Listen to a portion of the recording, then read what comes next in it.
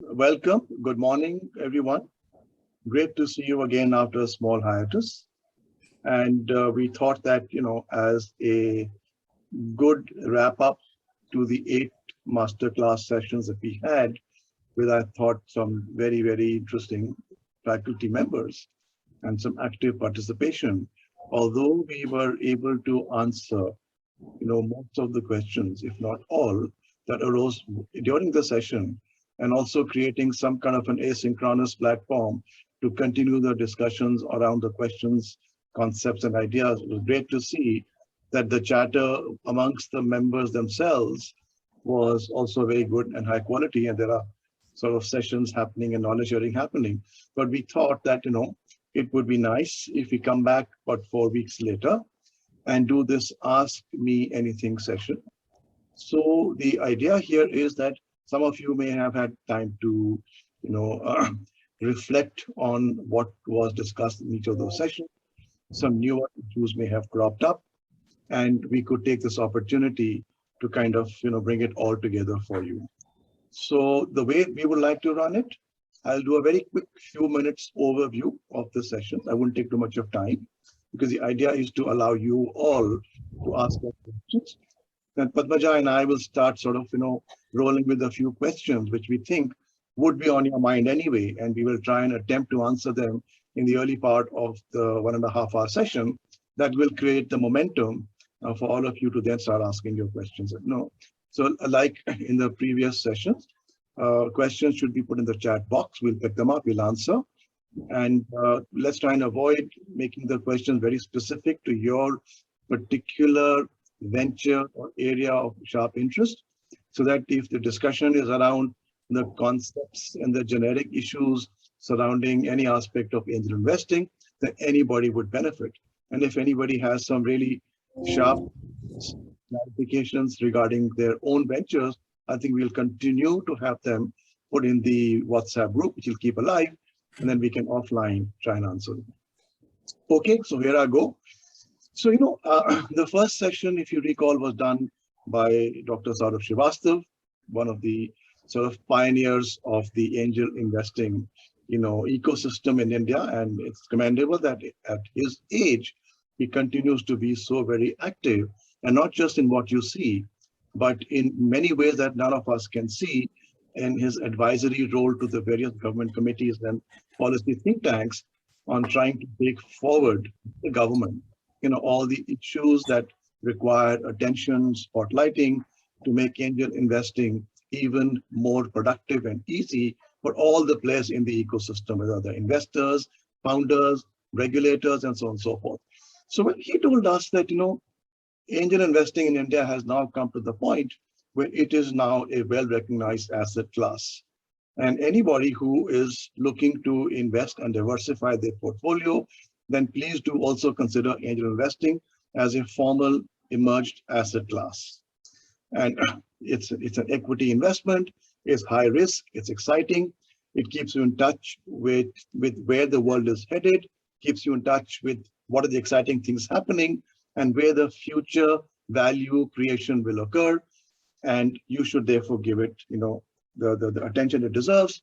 But because it is high risk, please be mindful that you start, very cautiously, you allocate a very small portion. And I think the figure that roughly he intended to say was between 5 to 10% of your investable corpus should slowly be put into the angel investment portfolio building, and not more than that, because the risks in the investment still remain.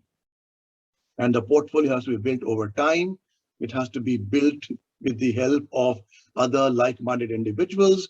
You are likely to be more successful if you invest through networks where you're able to leverage the knowledge and the power of your fellow co-investors, their knowledge, their expertise, and also some of the administrative and operational and regulatory work that needs to happen in the background can be taken care of by the resources that the network provides, right?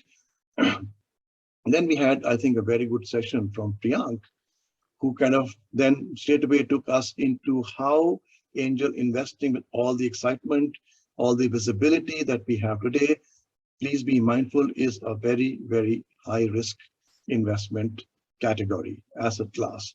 Not to say therefore that you shouldn't invest. It is high risk. It is also illiquid, but it allows you to create value and enhance the value of the venture where you invest, which is one of the reasons why you get into angel investment, because you feel that unlike public markets, where your ability to create value in your investment is quite limited, whereas in angel investment, it is quite substantial. And hence, when you invest in any venture, you should also ask yourself a question, apart from whatever you think are the prospects of this venture succeeding, what do I bring to the table by way of my own knowledge, my network, and my ability to in any other way help create value in the venture, whether it's working with the founders, helping them find new customers, even finding talent, for instance, sometimes or the other, and giving them advice on strategy and so on and so forth. Now, despite doing all of that, where does the risk come from? The risk comes from because these are early days. You don't know how the acceptance of the product prices, the value proposition will be in the market. There is always competition looming in the horizon. There is disruption that happens because of technology. But most importantly, you may have created sufficient value, but not to the point that another set of investors get equally excited as you were when you started your investment and gives you the exit. That's where the second difference comes with regard to public markets, that liquidity is not something which you can create at your own discretion. Liquidity event means that you have invested, the value may have grown multifold on paper, but it has not been validated by an incoming larger investor, hopefully, an early stage VC, who is able to either give you liquidity there and then, or is able to take you along by keeping you on the cap table as part of the investor community to help and create further sufficient value. So, and he shared some interesting concepts of how you can de-risk your portfolio, how there are a few things you must do, invest over time, diversify portfolio, remain engaged, and so on and so forth. Then we kind of had, I thought, a session where, frankly, the feedback that we got was that it could have been done better, which we took on board. But to be fair to the two speakers on due diligence, now due diligence is a topic where all the exciting stuff that you otherwise talk about startups ends, because their job is to amp down the hype and the excitement that you may feel when you have decided to invest, in any venture. Remember, due diligence kicks in once you've taken an in-principle decision to invest, whereby you have had the founders present their case, you've had the opportunity of doing first and second level of analysis, deep dive, and you issue a term sheet. Term sheet, as we all know, is a document of intent to invest in the venture, subject to the fulfillment of a very long list of issues which require validation and diligence, right? So once a term sheet has been issued, where how much you want to invest, how many tranches, what valuation, and what other basic conditions that we need to see fulfilled, then the due diligence takes place, and the diligence has many components to it. There is a financial diligence, there is a legal diligence, there is an operational diligence. And these are people, who are kind of now going into it and ensuring that whatever has been claimed or purported to have been implied or claimed in the venture is actually there, so that the basis on which you will want to do the investment is real and true. So validation and of all the documentation, whether they have paid their taxes, they were registered properly, they have IP, and there are no such loose ends, which tomorrow could become a risk which we have not sufficiently underlined. We would probably have that affect the quality of our investment. Very, very rare is the occasion when a venture that we have committed to invest after issuing a term sheet would fail the diligence to the point that we will withdraw our interest and mandate to invest. What typically the diligence partners would do is point out to the founders. Remember, these are relatively inexperienced people. They're good in few things, not so good in many, but they are required to do all those things well to create a large entity. So they give them advice and opinion, and sometimes very, very specific requirements and fulfillment that must be done before The definitive instrument of investment is signed between the investors and the founders, which are the shareholder agreement documents, which encapsulates all the rights between the two parties so that there is absolutely nothing left open as a risk. I mean, the market risk still remains open because you can't sort of decide in the SHA, how the success will actually come. But these are more like legal and other compliances that must be in place. Thereafter, then we had issues on term sheet basics, which I thought again was taken up very well. We got excellent feedback on that. That what is a term sheet? What goes into a term sheet? What must you avoid as a founder to committing in a term sheet? What you must insist must be there as investors in a term sheet. Because you remember, when the first time investors outside of the family and friends come in to invest in any early stage, seed stage kind of a portfolio, kind of a venture, then it is the biggest risk the investors take, right? Because there is so much that is unknown about the venture, but you still feel there is some opportunity for which to invest, then that acute risk that you take can only be reflected and balanced by you taking a large chunk of the entity by way of equity, 10, 15, 20% being typical. And on the founder's shoulders, it falls as heaviest and the most expensive fundraise they will do. Because the value creation is prospective, hasn't happened. The value creation, if it happens, then subsequent rounds become less costly to invite investors to put money in, and therefore becomes a smoother curve for the founders to be able to create onward value. I always tell to the founders that, one of your principal jobs is to ensure that you are able to attract capital in your venture without ever having to stall the progress of your venture. If you have let that happen, then someday you haven't understood how the market forces view your investment proposition versus how you think. You obviously think a lot better of what it is because it's your child, you love it, you have passion, but there is a more sort of studied and dispassionate sort of arguments for which the investors may not be that excited. So that give and take must happen, but it should not happen to the point that you are still negotiating, haggling on what investment, what valuation, and you're running out of capital and you're having to now either stop marketing, stop growing, stop investing in talent, and so on and so forth. Therefore, all these things must be taken into account when you are signing a term sheet and you're attracting on the basis of this. After that, we had the session on valuation. And, again, I thought that was also, we got very good feedback on that. Valuation, of if you go back in life 20 years ago, the only manner in which you could raise funds, if you were a startup, you would go to a bank, or if you're a large venture, you would go to these term finance, lending, capital lending, IDBI, ICICI, FCI. And the only places on which you were lent money is if you had a very, very detailed project report, typically using professionals like KPMG, PwC, prepare a 10, 15 year, long cash flows, putting everything that into the project report, project appraisal teams for, again, multi sort of functional experts sitting in the bank. It would take 6 or 9 months for you to do the evaluation, and you would be then sanctioned the money, right? Whereas the valuation would be applying the strict accounting principles or DCF, NPV, cash flows, and so on and so forth. And they were, but those principles don't apply because in a startup, those are out there somewhere as prospects, and the whole value creation has to be done. So on what basis do you value, And therefore, I think Kenny was able to give us some good concepts about how to balance various factors, because after all, what is the valuation, how much you need to invest is of grave importance both to the founders and to the investors, right?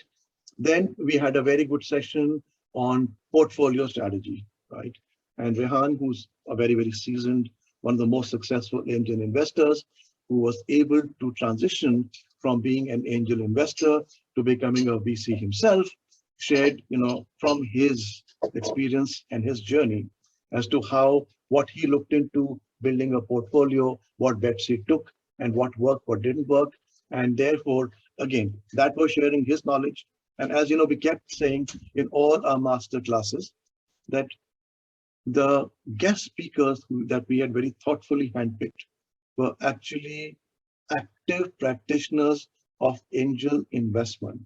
So therefore, they were able to bring to you, not only the notions and concepts of what startup investment is. You can pick that up if you go to YouTube. It's filled up with some excellent content and material, right? But the idea here was to bring people who would share how their journey has been, what their experience has been, what they have learned, how they applied, and how they have been successful, so that you could learn from people here and now in India, in startups, what's happened, what's happening, what's likely to happen. One very great thing that he said, when somebody asked him, as to where you are investing, what are the key things that you look for?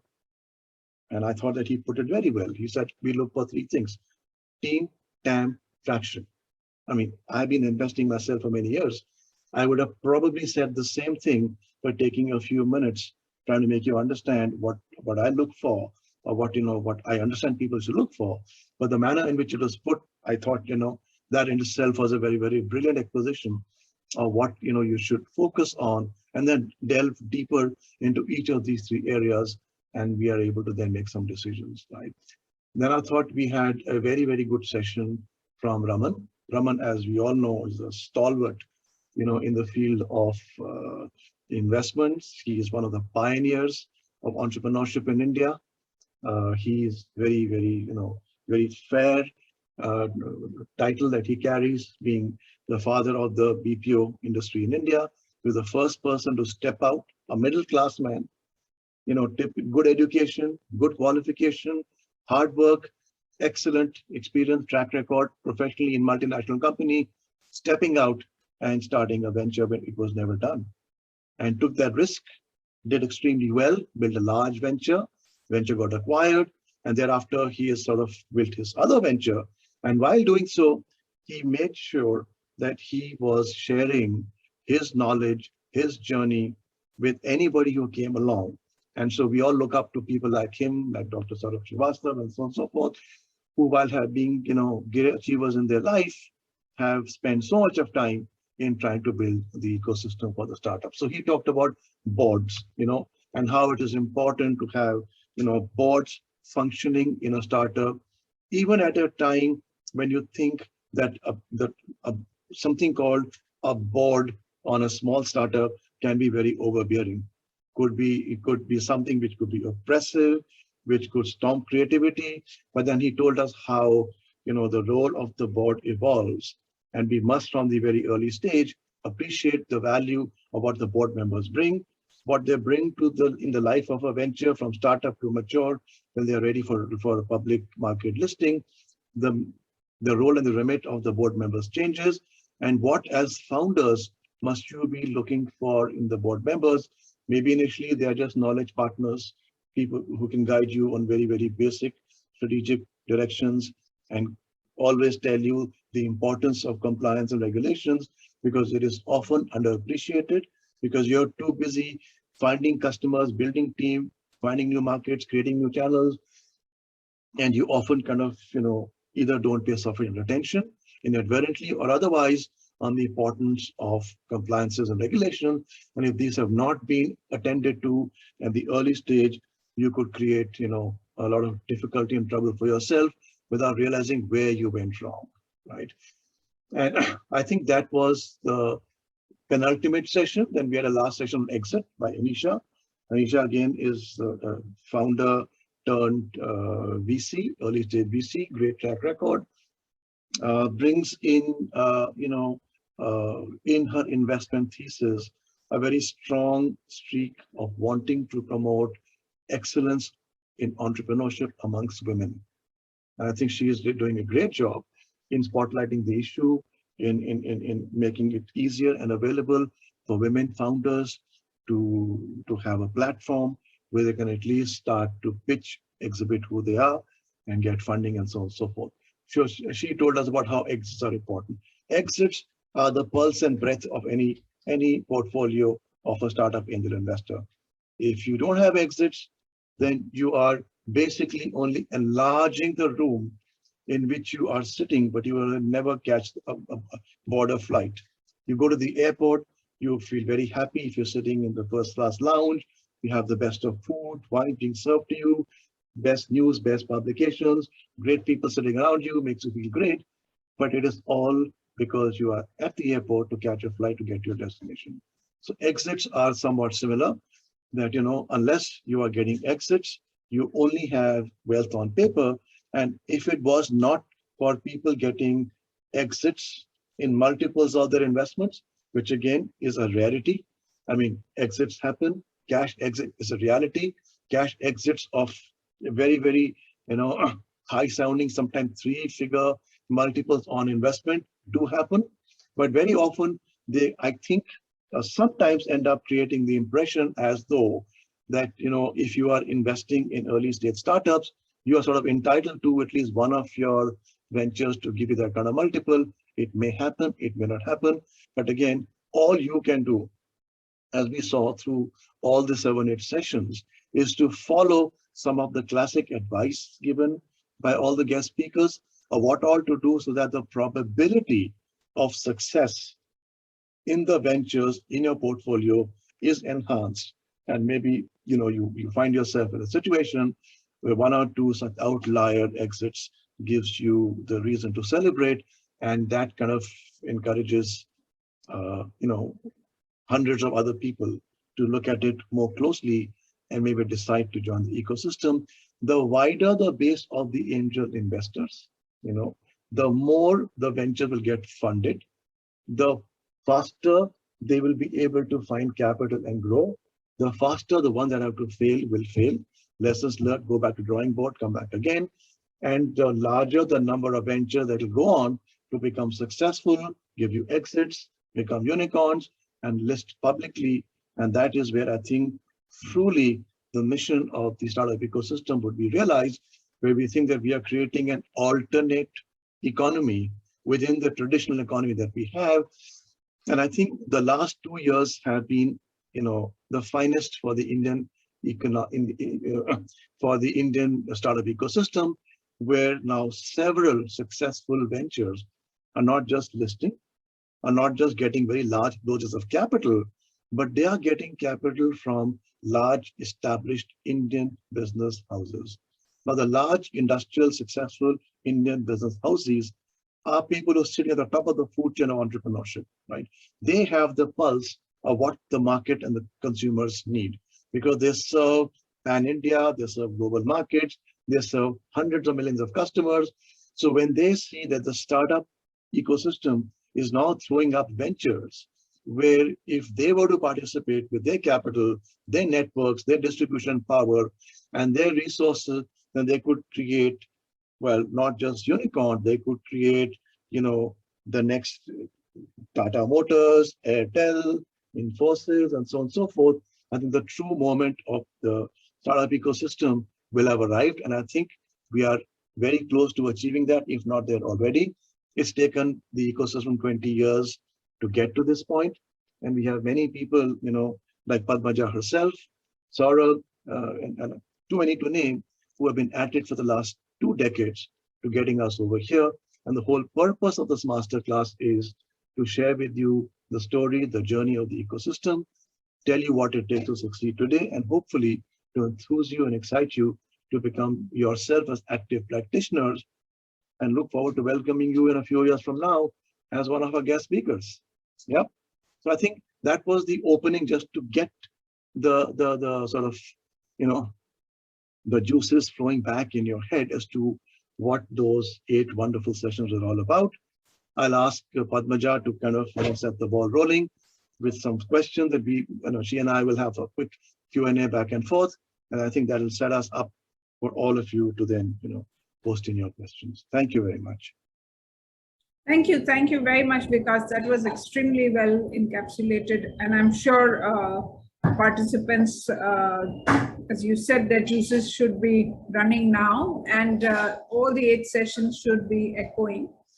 I think we had sessions where we had very experiential sessions, and that was the good part of it. But I do want to bring up a couple of points where we have now people who think that doing angel investing, building an angel asset class is something that is required for their own portfolios.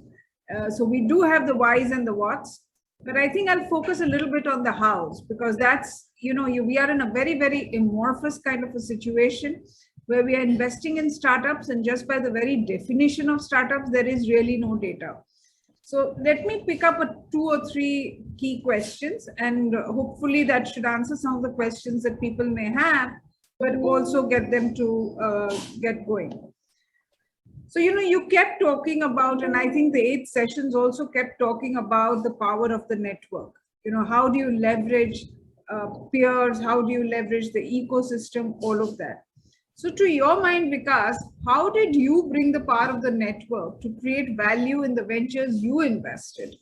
I mean, we had everybody else's experiential stories, but now to bring some of yours, because you are a very, very, very active investor. You have a very sizable portfolio and a pretty successful one as well. So how do you leverage the network? Because value creation is very important to give the valuation. Okay, okay. I didn't know that I was going to be on the spotlight. All right. So let me begin by saying, I only started angel investment through networks.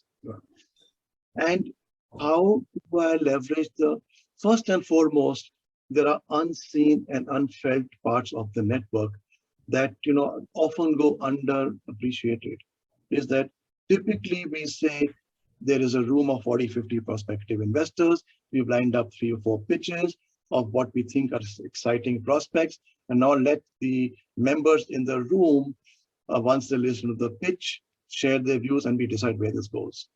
But a lot of work has already happened in creating the deal flow.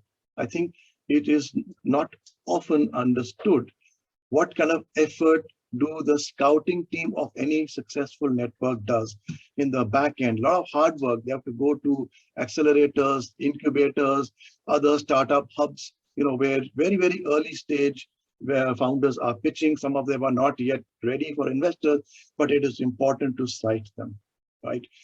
And they look at hundreds of such ventures through day and night. And this is pan-India. Sometimes they have to go to the events, but because of COVID, it's all on Zoom. But a lot of work goes into listening and picking up, shortlisting, then doing your own shortlisting inside.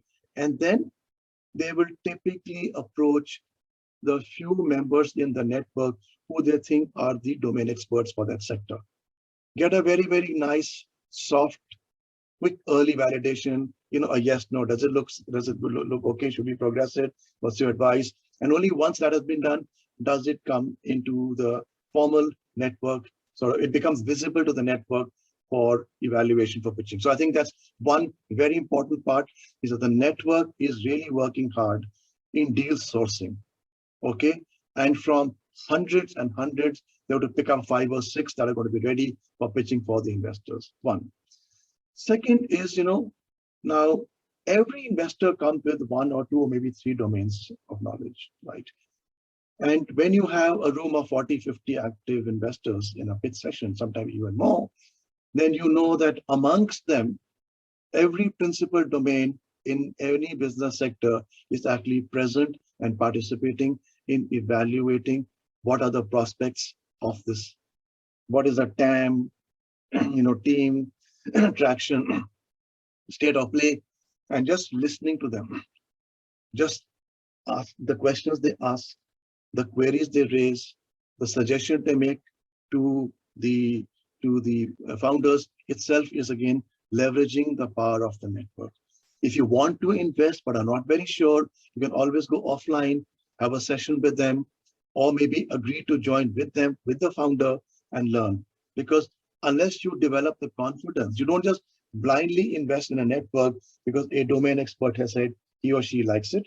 You kind of make the effort to get at least the basic intuitive understanding and feeling of what it is, and then you invest, right?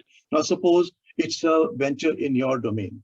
You lead the early due diligence, the informal deep dive, you bring it to the platform, you put your name against it, right? Now, when you put your name against saying I'm the lead, that's a very big responsibility, because you know that the moment you say I am the lead and I'm going to invest, then you know that people in the network are going to make a decision to invest or not, among other, principally on the fact that you have put your hand on heart saying, I think this venture is worth investing. I'm cutting a check, please come. So that you are now leveraging the power of the network in ensuring that you feel strongly about it, and the round for the investment gets subscribed and closed. So therefore, at every step, you'd be aware as to what is the stage of the venture and what strengths of the network must come into play. Then once, of course, it is agreed, a term sheet is issued, and diligence has been done, and the money has been released, then of course, the lead investors are always in touch. They may be on the board, they may be observers, they may not be in either. And then they are sort of on behalf of the network, are kind of continuing to track the progress of the venture. Now, when you are doing this for the venture where you're the lead investor, you know that in the network, your counterparts who are leads in ventures where you've invested but not a lead are doing something similar. So therefore, there is a confidence that the network is always working in creating value or avoiding some drastic mistakes, and so on and so forth. That's how network works. So sometimes if your founder comes and is stuck and he wants a connect with some large prospective client, you may not have that connect with that client, but you can easily source that from the network. Or if it's in a consumer product domain, but the founder needs some advice on technology, UI, UX, and you're not the expert, you can go to somebody in the network and you bring to them.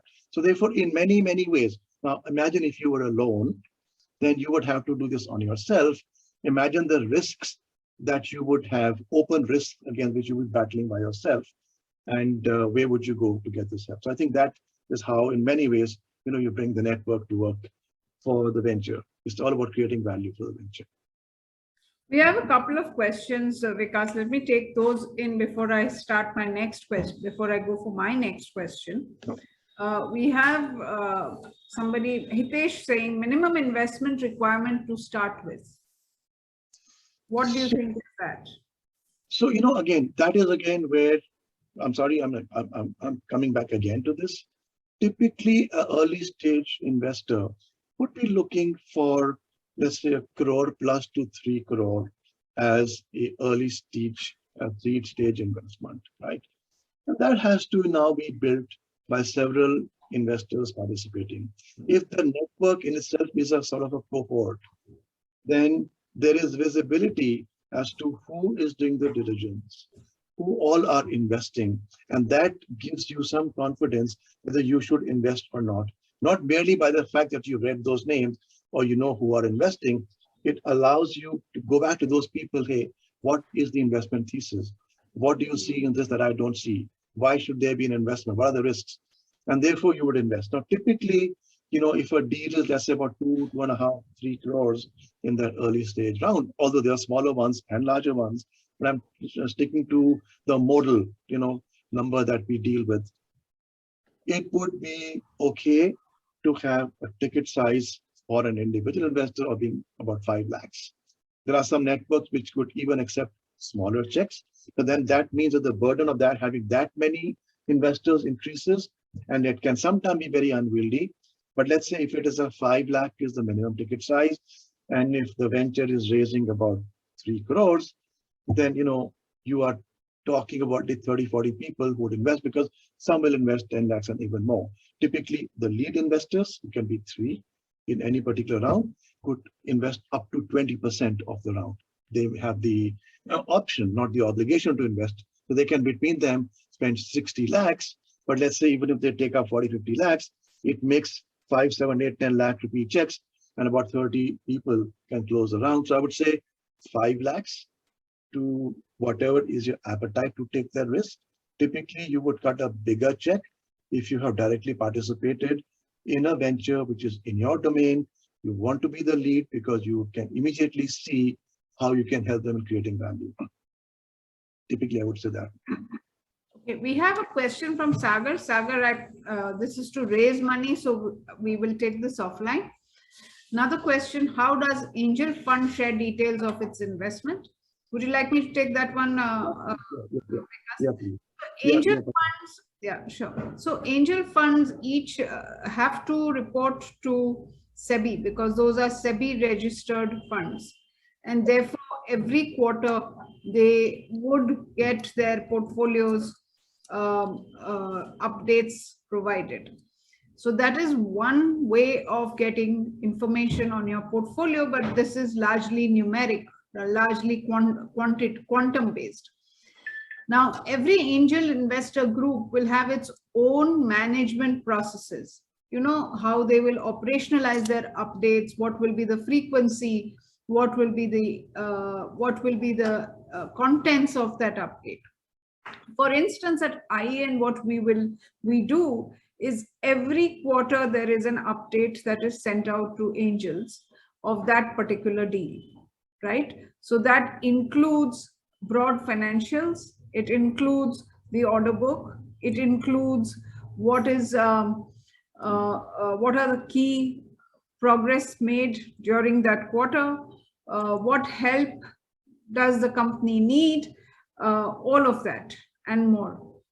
And every 6 months, there is an investor call set up so that the entrepreneur presents where the company is, but more importantly, there is an interaction between investors and the entrepreneur so that investors can give suggestions, entrepreneurs can leverage this group of investors and leverage it for connects, for networks, all of that. The reason this is kept on regular intervals like 6 months is because we are also trying to be very efficient on where the entrepreneur spends his time.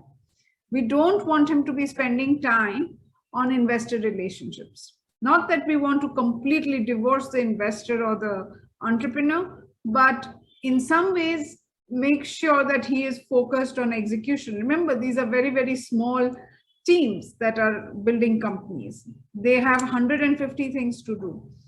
And yet we leave it open for the entrepreneur to connect with the investors if they need any help at any time. So different groups will have different operational processes.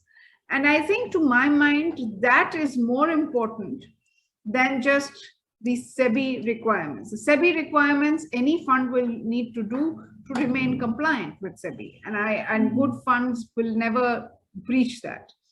But what is more important from your perspective as an investor is really to focus on what are the operational processes, how can I engage, in a way that I am not impinging on the time of the entrepreneur.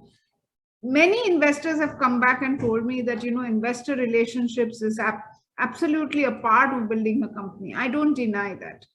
But for large companies, they have investor relationship cells, right? For even mid-sized companies, they have 1 or 2 people who are focused on investor relations. Young startup companies don't have that kind of resources to build that cell, build a one person who's focused on that. So they are multitasking. Each founder and each member of the team is multitasking. So, and to be honest, as many of the sessions had alluded, startups don't really make dramatic progress week on week, right? It takes time to build companies. So we've seen 2 quarters, for instance, 3 quarters where there isn't any significant progress. Doesn't mean that the company is dying. It's just that product development takes time. If you're invested in something which is an IP related, the clinical trials may be taking time, the approvals take time. So I think the idea is to make sure that investors are updated, but the entrepreneur is not sucked into providing daily updates. I hope that helps whoever asked the question. I've given a wider answer than just the question because I thought that it will cover other questions as well, other points. Okay, Vikas, I'll just read out the next one. From the Yeah. investor point of view, what are the pros and cons of startup investment? In the mode of CCD, CCPS, equity shares, I'm not aware about other modes. If possible, please also explain from the point of view of founder. Mayank, are you a founder or a investor? I don't know, but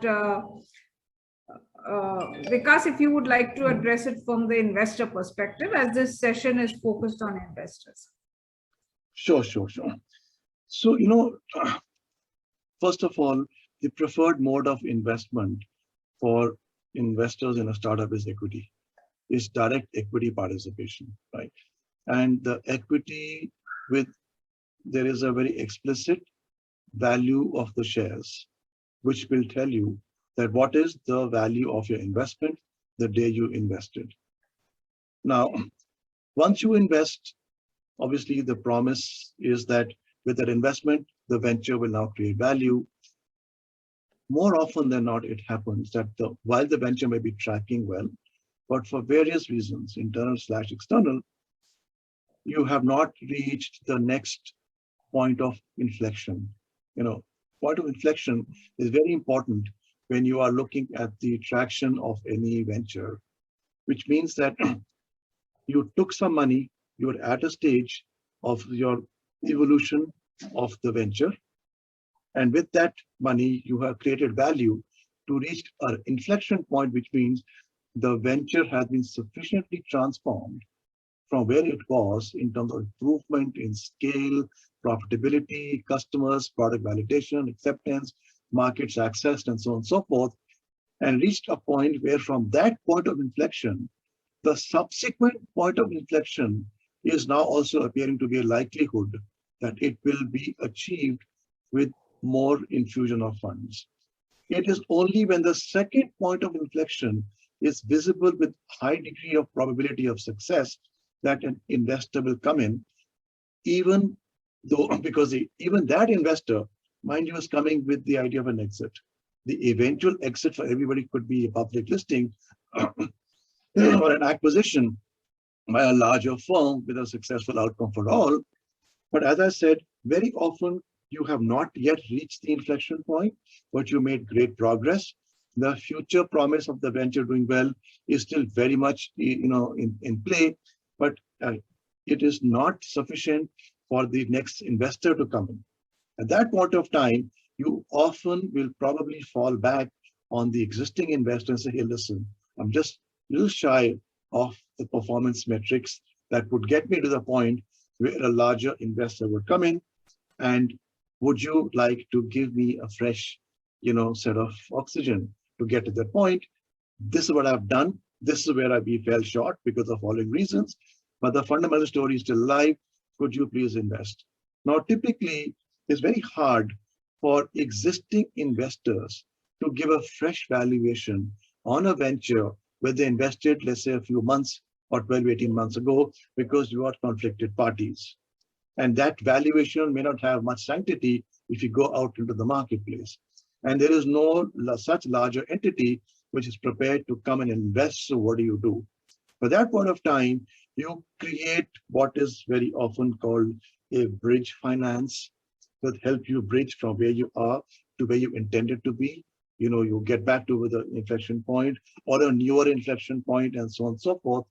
And then you typically will put the value of that investment as a function of whatever may be the eventual valuation which a full investor is willing to offer, and you give it at a discount, which means that because you are giving me money today for an investment event which is likely to take place 6 months or sometime even more from now, then you need to be rewarded for having taken the risk earlier than whoever comes later. And you will get the benefit of having put the money now for a venture which will have more value at that point of time. So you will be given a discount to the valuation in the second round, in the subsequent round. And then that is how the whole CCDS, CCPS thing works. That is compulsorily convertible. So this instrument is not equity yet, but will become equity upon conversion when the next round is done. So typically that is the modality that you would adopt under those circumstances. I mean, I don't want to go into a lengthy details on each instruments and their merits and demerits and what, how, and where, but in principle, that is how this modality comes into play. And very often that can make a difference in a venture recovering and sustaining its journey and then getting the big dose of investment and succeeding. If it wasn't for these kind of investment instruments, then a lot of ventures would be troubled when they sort of feel that they're just short of that mark of success, but somehow they're not being able to get there. Fundamentally, that is the concept here. Yeah, I would just add 2 points here. I think Vikas, you covered it completely, but in my view, a compulsory convertible debt is a very lazy option. Okay, what we are doing is you are actually outsourcing, if I may use the word, your work to value the company to somebody else, right? That somebody else is going to come in at a later stage at a lower risk than what you would take, right? So you are actually dictating the valuation. You are getting the valuation dictated by somebody who is going to be at a lower risk.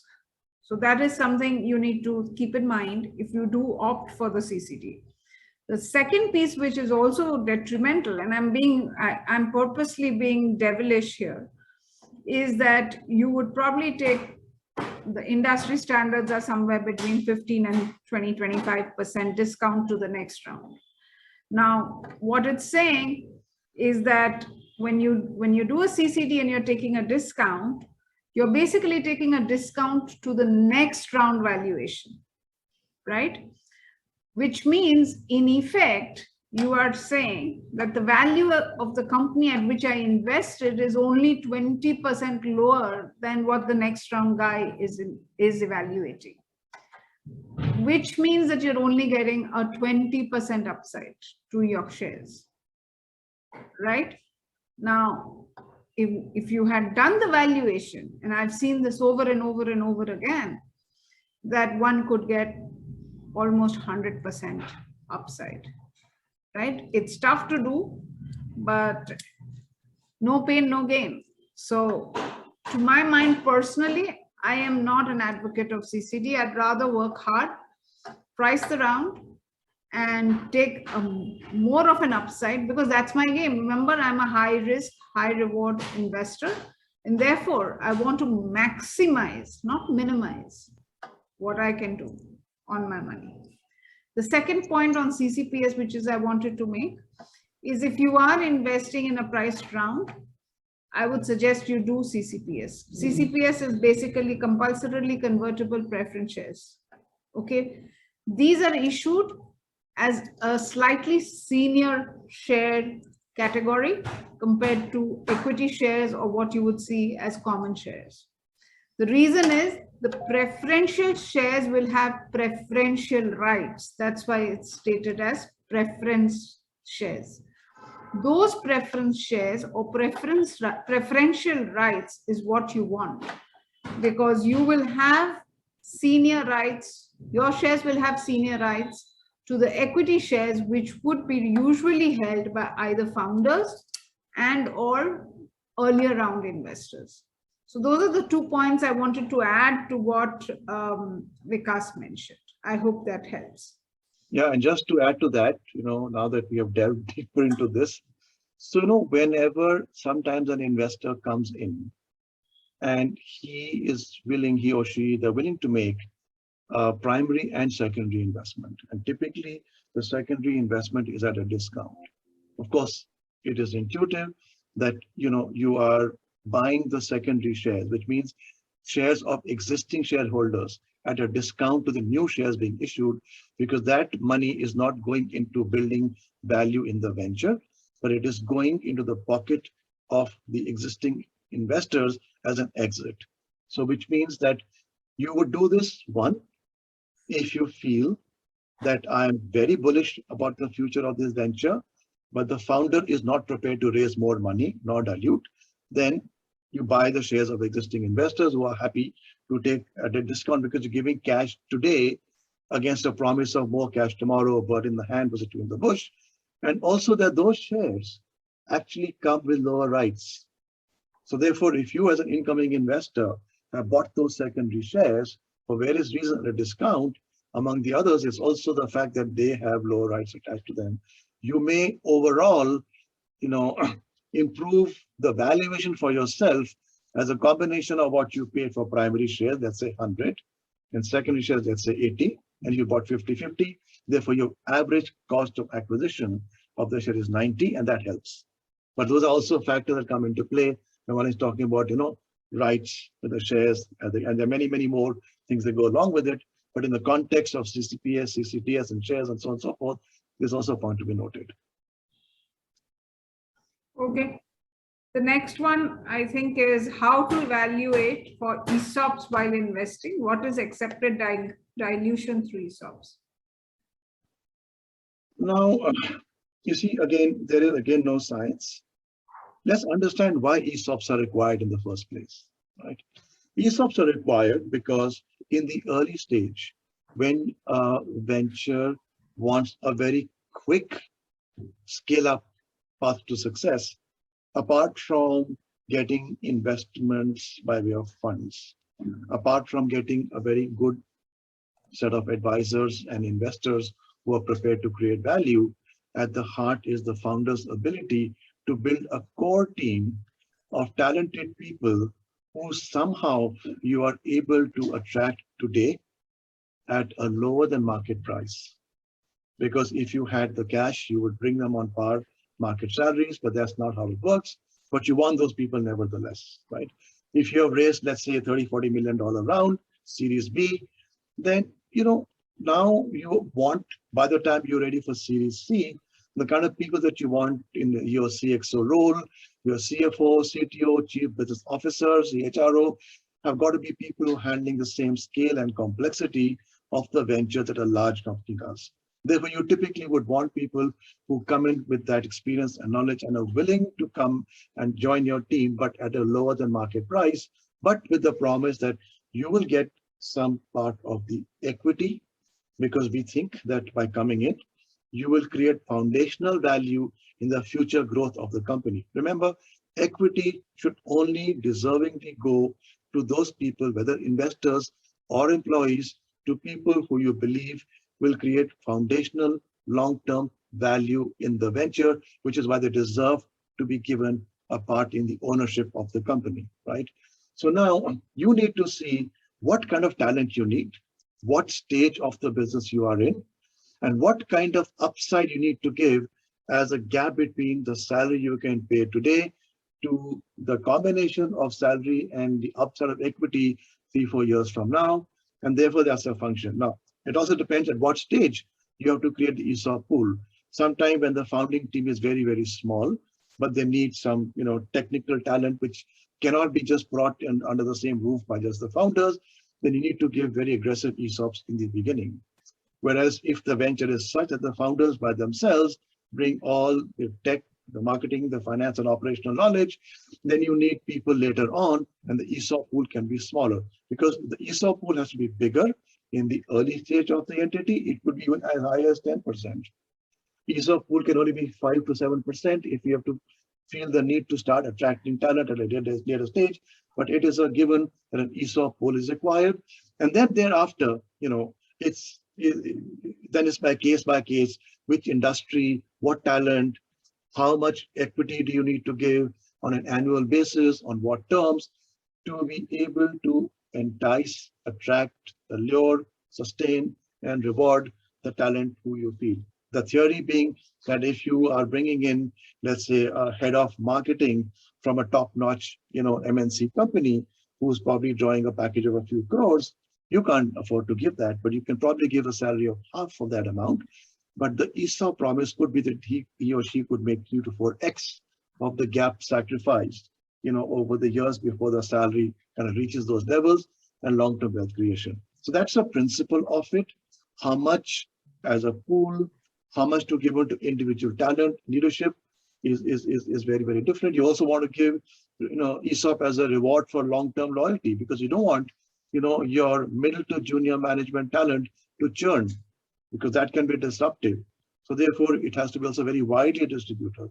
Not just that you need to give ESOPs to the heavy hitters so that, you are somehow able to have top talent that everybody else feels that you have, but, people who are doing the meats and potatoes of your business also in their own way have a same, short-term salary versus long-term benefit equation.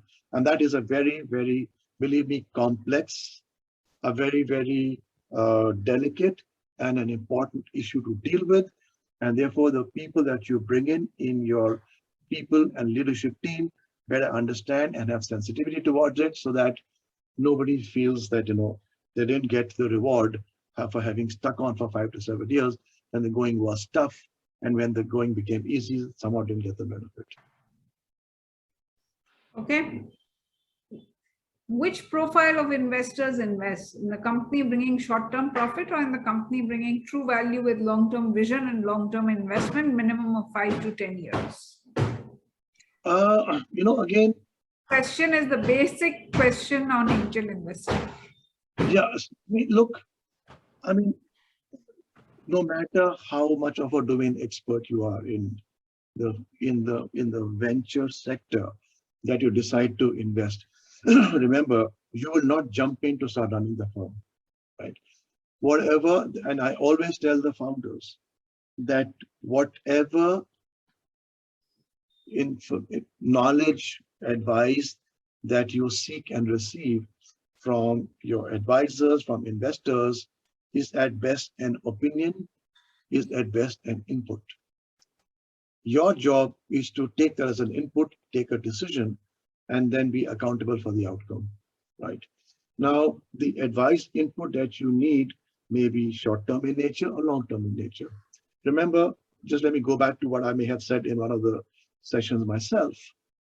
The fundamental duty of a founder, apart from what I said, was, to raise capital without stalling the progress of your venture and building a team, of talented people ahead of your ability to get a market price, also is that any early startup venture, the premise and the stack on which they do their business has more assumptions and has got less market evidence-based insights and experience and knowledge, right? If you look at a large complex organization, let's say like a Hindustan Unilever, they have a stack and premise on what they run their business. But the assumption stack may be small and the knowledge stack may be very, very big. They got there because they always had the ability to start with assumptions, take actions, validate or invalidate, and continue to convert assumptions into knowledge.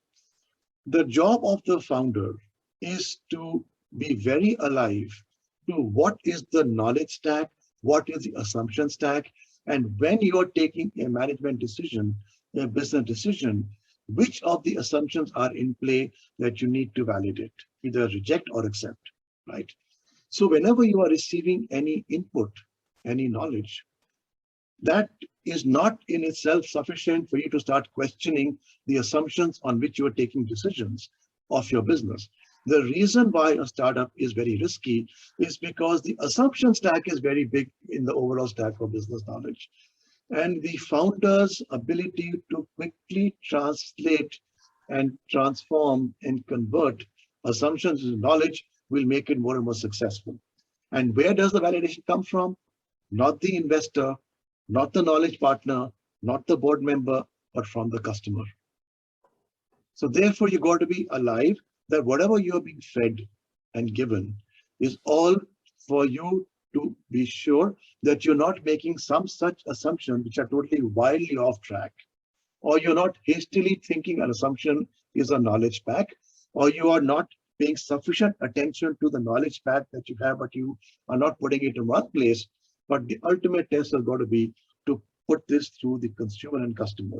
You have to be close to them to make that transition from assumption to knowledge. So short-term, long-term is all residing with your ability to listen to the customer, but using your investors and other people as a sounding board as to whether you are taking the right decisions, but validation comes from your customers and consumers.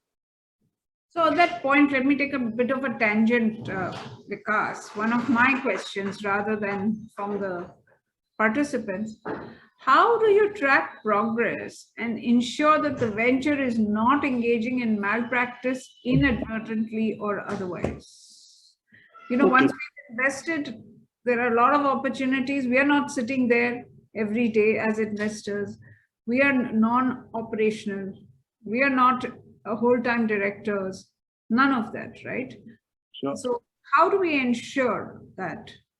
Okay, so first of all, this topic is very current and hot. People are realizing that even unicorns could suddenly erupt because of insufficient attention paid to these topics. So the first and foremost, right? Again, we have to go back in time, and you have to lay the tracks well. And one of the ways in laying the tracks well is that you have done proper due diligence, right? So it starts before your active involvement in tracking the progress and the operations of the venture, is that you have to lay the track through very, very detailed due diligence. Now, therefore, you have to choose the right professional pedigreed partners to do your diligence so that the risks are minimized. Look, any investment is risky. Any investment in startups is riskier, right? Whatever you may do, there are open risks which keep, presenting themselves as the venture progresses. So the snapshot on the day when you have signed all your sort of definitive documents, or what are the do's and don'ts, rules of engagement, how often will the board meet, and how often will you do your formal review to the investors, how often will the lead investors, board members actually meet, what are the format and the template on which you will report. All of that, as you know, has to be put in place as a hygiene factor, right? These have to be there. Thereafter, one thing of making sure is that just because you have put in all these institutional mechanisms in how the business is run, that any quarterly report with 10 slides will have done a tick box. No, you have to make sure that the lead investor and the board member is now actually carrying out the fiduciary role for which they have been appointed. Remember, the lead investors, for everybody else to know, are not just people who have cut the biggest check, took with a deeper dive to validate whether this is a fit case for investment, and may also be represented on the board of the company. They are also incentivized in many networks for the extra work that they do on behalf of the other investors, what is typically a term you may have called carry, although I don't like the use of the word carry, but there is an incentive. It's only fair that professionals who are spending more time in de-risking the investment made by many on behalf of those people should get some incentive, but it should not be such that people then forced to become lead investors because they feel that there is a very big upside just by getting that entitled role in the business. So one is that you have to make sure that the groundwork has been done well. The process has been put in place. At least the process discipline is viewed. And from time to time, if there is a red flag, to intervene there and then with the investors so that, such things. And I think Raman brought that point out very, very well in his session regarding how the board is run. Board is not just, showing up at every quarterly for a meeting and then kind of getting a presentation made to you, ask some questions, on the fly. And if you get satisfactory answers, you move on. The answer is, the role is deeper than that. There's a lot of side talks you need to have with other board members, other advisors, other investors, including the founders, taking the founder out for a drink, sitting down and asking what are the difficulties or challenges and so on and so forth. But there is never a perfect way in which you can mitigate even these risks, which are otherwise mitigatable. Typically, the perfect venture is the one where somehow you have put your affairs and manage them in such a manner that the only risk that you face are external, coming from the market, competition, regulation, or other disruptions, and none of the risks are sort of lurking inside the organization because a few things that ought to have been taken care of were not taken. So checks and balances are important. It's only that far you can go. You, as I said, you can't be doing backseat driving. You can't be intrusive. And well, at the end of the day, it is a partnership. There is at least a recognition. There is alignment between the investors and the founders to take all such actions which are in the interest of the venture and therefore of the investors. And I would just add that, that is where the full-time team at Networks help. I'll give you one example. We had a company which presented to say that they have a 16 crore order book. And on that basis, the company raised a sizable amount on a very, very nice valuation. When the papers came to us at the network and the team, we started questioning that if you have 16 crores of order book and you have an advance against it, why are you raising money? Right? Because you don't need to raise money then. You can just go build the revenue out. And it turned out that the company had 100 rupees advance on about 16,000 investors, 16,000 customers, right? And that means nothing, honestly. So what really happened is we failed the diligence on the basis of the raise required and the valuation. And the company was very upset with us. The lead investor was very upset with us, but the valuation then halved and the raise was also halved, okay, or less than half for that matter. But what is important is not what happened. What is important is detection, because once you detect something, right, once you come up with a finding, then there are enough people who will help to say, how do we structure this? That's number one. Number two, I think detecting something, and I do this, where I'm sitting, I think these issues boil up to me all the time within the team, unfortunately. I think what is very, very important is, to be honest, you are not it is not about what you have invested. The responsibility is that you have invested in a person who has committed his or her life to that venture. So whatever balancing act you do, whatever finding you have, but how you interpret that finding, how your own value systems kick in against that finding is extremely important. And that means that you need to think through broadly, is this an error of omission or error of commission? Right? If it is an error or omission, and it takes a lot of thinking through, you talk to people who you trust, people who've been there, done that, to arrive at different perspectives and say it's an error of omission, then you sit down and have a conversation with the entrepreneur and actually handhold that entrepreneur, mentor them. This happened to me day before yesterday. In a few clauses, the entrepreneur refused to budge. And he says, I'm going to make a 500 crore company next year. What's your valuation today? My valuation today is 40 crores. Okay, so I had to sit down with him and say, this will not work. This sounds ridiculous. On the other hand, if it's an error of commission, and even if there is a stink of error of commission, right? Step back. Yeah. Because that's genetic, right? If you get a stench of integrity issue, my strong recommendation is step back. Absolutely. It is absolutely also equally important that you are careful who you invest with, right? Even a co-investor, if there is a stink, and I'm being very, very candid here, if there is a stink of integrity, please do not invest with that person. I have had to go to Tihar jail to get a shareholder's signature, and it has not been funny. So who you invest in, who you invest with, and how you behave as an investor, all three depend on a single word called integrity. And please do not forget that.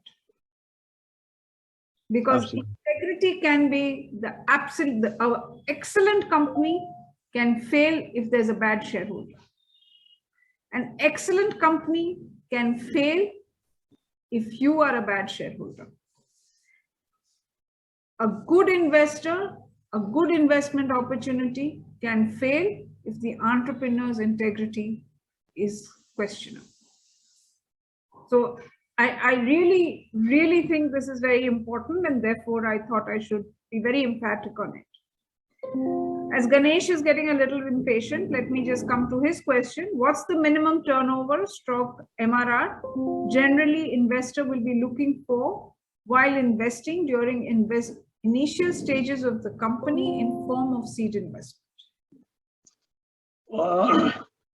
Okay, so, I mean, it's a very broad question. Let me try and attempt it.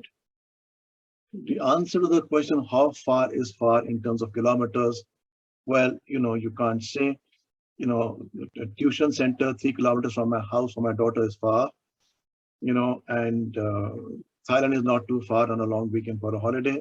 So, therefore, it varies from sector to sector, right? So let's go back to when we said team, TAM, traction, right? Now, obviously, let's say if one is looking for a consumer product company, a B2C company, whatever it's called these days, then you have to have a minimum expectation. Hey, listen, your product is ready. I cannot touch it, feel it, see it, use it. What is the price? Who are you competing with? How many channels of distribution have you tried? What is your cost of acquisition for every channel? How many customers have tried it? What is the gross and net margin you make when the people try it? How many people have reused your product, etc., etc. So the tangibility of your product and its usability will start to suggest to you, if you are from that sector, hey, listen, all you have done is sold 300 units of your product, right? And of which 80 was one-time deal that you did on somebody's wedding event, etc., etc. So that is not really a strong validation, right? Versus if somebody says, look, I have launched into markets, I have got, 3,000 units sold. In the last 1 month alone, I've grown 30%. In my second market, I reached the same scale in half the time. My unit economics is the same. 30% people are reusers. I make 60% gross margin, and I haven't even tried these two channels, right? So it starts to give you a sense that, okay, you may be on the threshold of a success, which I want to kind of use, right? Similarly, if you are trying to build a tech platform, a cybersecurity tech platform, right? Now, there you can't say, I've already fixed the bugs of these two companies. They're happy with me, so I think I can grow, because it may take a much larger investment to build your security platform. And you may not even have any single paying customers, but you have had the validation of two marquee names in the IT cybersecurity in that country. One of them is an advisor to you, and one of them says, yes, I have seen the product in its beta version. I think it is very successful. I'm prepared to invest. It may not have any revenue, but the kind of validation that you need for a venture in sector like what I just used the example versus the other one are two very different things. But each sector has its own way of kind of kickboxing TAM traction team, which they feel suggests that this is on its way going somewhere. And what is that, you may not know. But what it is, you will start to know when you start pitching. Remember, as an early stage founder, the first few pitches that you will make would never be that you will actually get the funding. Should actually not ever be in the hope that you will get funded. It should always be in the hope that the outcome is that, was my business value proposition validated and endorsed strongly by people who are much more knowledgeable and experienced than I am? Okay, what was the advice they gave me? What are the gaps in my performance? What are the things that I haven't even looked at? What are the common mistakes I am making?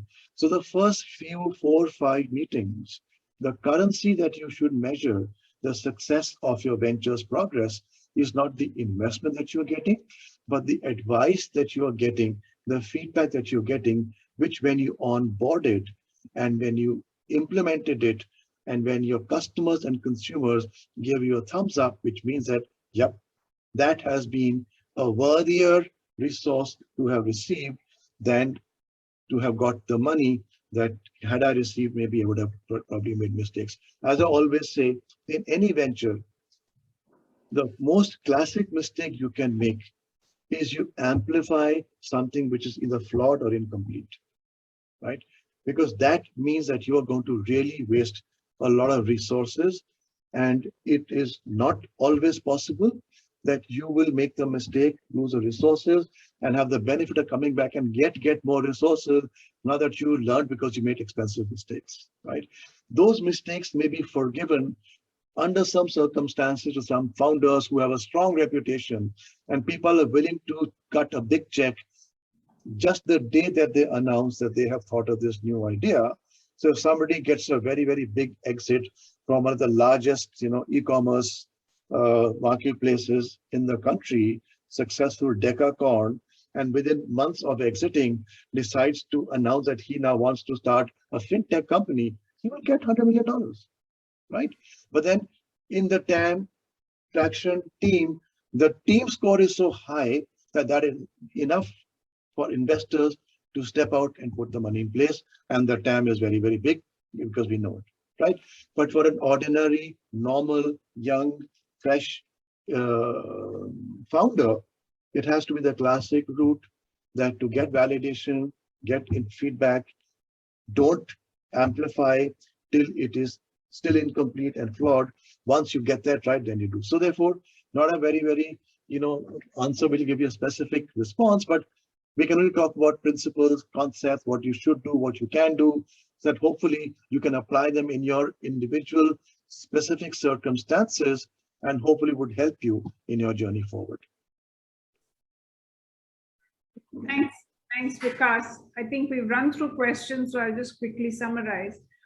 I would just add a few comments here. I think as an angel investor, what we are looking for is to invest in companies, right? Help them to grow, and then look for a divorce and a hefty alimony. So when we invest, our objectives are absolutely aligned with that of the entrepreneur. But as the company does well, our objective actually goes in a different direction. We are starting to think about, how do I get out? How do I get maximum return? And that is the quandary that many investors I've seen are suffering from. So we have companies where investors were very happy with the way the company grew.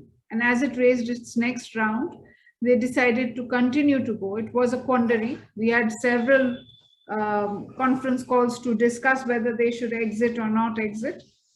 Some did. They made 21 times. And some didn't. They unfortunately wrote off the capital, right? So it's not easy to get to invest, but believe me, what is more difficult is to decide when to exit. That's very difficult. And the better the company is doing, the more difficult it becomes for the angel to decide when to exit. So that's, I think, one big question that one big point that I wanted to leave with you.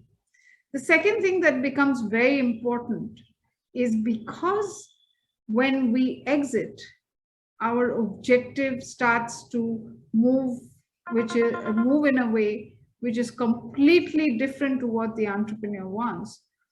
the documentation becomes extremely important. All the clauses that you need to negotiate are absolutely imperative. Because when you want to exit, there are two reasons when you want to exit. Number one, when the company is going south, and number two, when the company is going north. And you don't know which way the company will go when you are investing. I mean, I know of many investors who placed a very high bet on a very forward-looking technology, and they put a very low bet on a company which they thought, good company will give us 3x, 4x, 5x, let's do it. The reverse happened. The big bet was a zero from a hero. And the small bet became the hero. Not in comparison, it gave huge returns, right? So it is only the documentation, how well that is structured.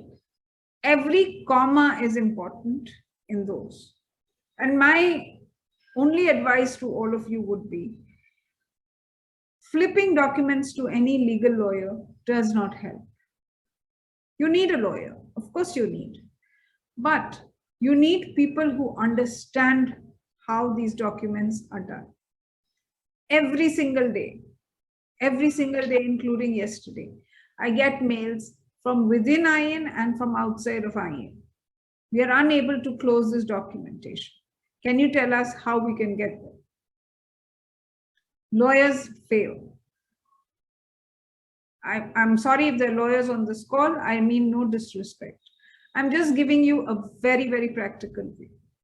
We have to sit down and say what is imperative to us, not what is imperative in the eyes of the lawyer. That's very important. Okay. So this is my second big advice, that please do not take documentation clauses flippantly. It could mean for you, you make money or you don't.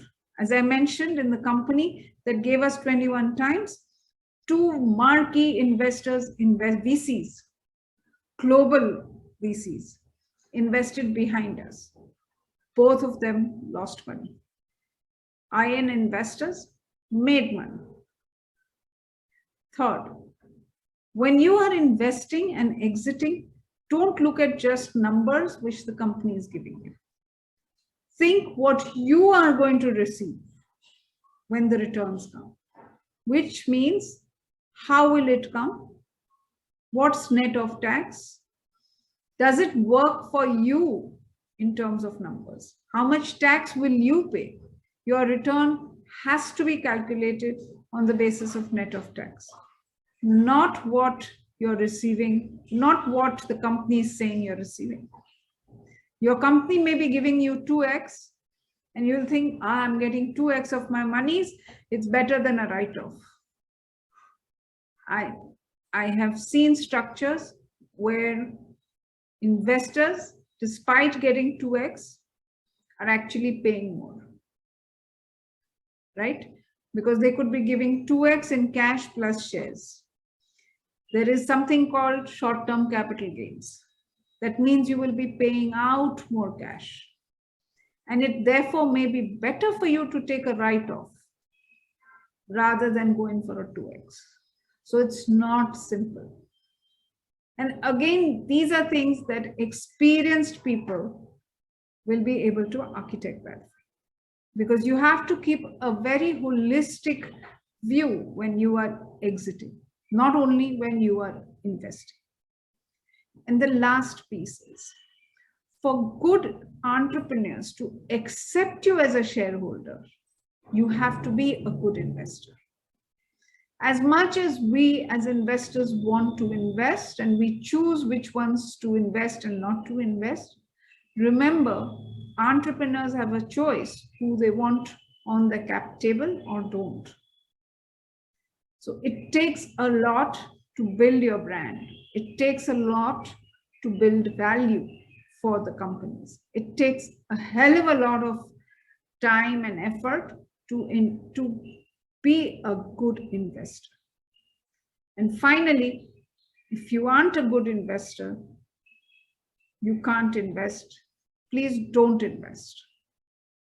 Good investor does not mean that your integrity is questioned. That's not what I'm saying. Good investor is value additive or remain passive, right? Good investor means that you are able to take the risk levels that this asset class demands. If you cannot sleep at night once you've invested, don't invest. If you need weekly updates, don't invest. Okay? If you are going to structure theoretical thesis on the basis of which the entrepreneur has to respond and present, don't invest.